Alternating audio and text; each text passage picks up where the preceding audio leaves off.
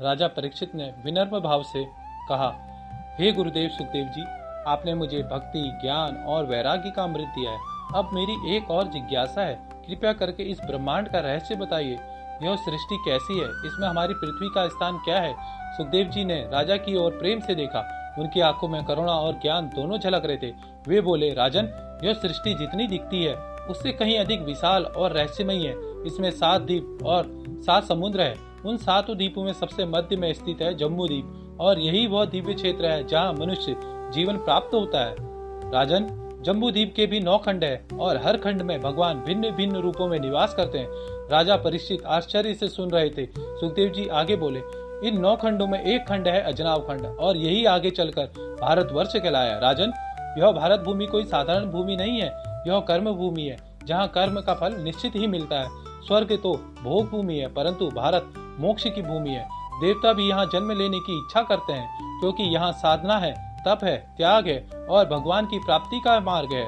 राजन, इसी पवित्र भारत भूमि के उत्तर में हिमालय की गोद में एक दिव्य धाम है, जहाँ आज भी स्वयं भगवान तपस्या कर रहे हैं। वहाँ विराजमान है, वह है बद्रिका आश्रम, जहाँ नर नारायण ऋषि के रूप में उपस्थित हैं और देवर्षि नारद उनकी सेवा और भक्ति में लगे रहते हैं। राजन, यह भूमि इतनी पवित्र है कि देवता भी यहाँ जन्म लेकर भगवान की भक्ति करना चाहते हैं। सुखदेव जी बोले, राजन, अब सुनो इस भारत भूमि की सबसे महान महिमा। इस भारत भूमि में बहती है पवित्र माँ गंगा। यह केवल जलधारा नहीं है, यह भगवान के चरणों से निकली दिव्य धारा है। जो भी जीव गंगा मैया में स्नान करने के लिए चलता है, जितने कदम वह गंगा की ओर बढ़ाता है, उतने ही कदमों पर उसे महान महान यज्ञों का फल सहज ही मिल प्राप्त हो जाता है।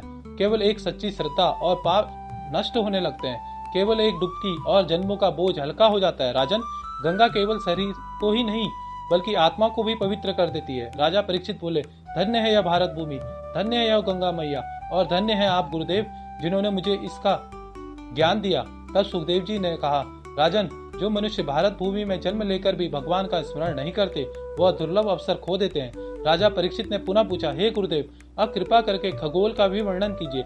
सुखदेव जी बोले, राजन, इस ब्रह्मांड में कुल 14 लोक हैं। 7 लोक ऊपर और 7 लोक नीचे। नीचे के 7 लोक अतल, वितल, सुतल, तलातल, महातल, रसातल और पाताल, और ऊपर के 7 लोक भू, भुवा, स्वा, मह, जन, तप और सत्यलोक। इन 14 लोकों से मिलकर यह संपूर्ण ब्रह्मांड बना है।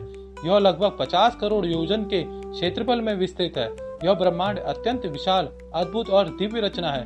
परंतु राजन, इस विशाल ब्रह्मांड में भी सर्वश्रेष्ठ भारत भूमि ही है, क्योंकि इसी भारत भूमि से मनुष्य मोक्ष का मार्ग प्राप्त कर सकता है। जय हरि विष्णु। यदि यह कथा आपको अच्छी लगी हो तो चैनल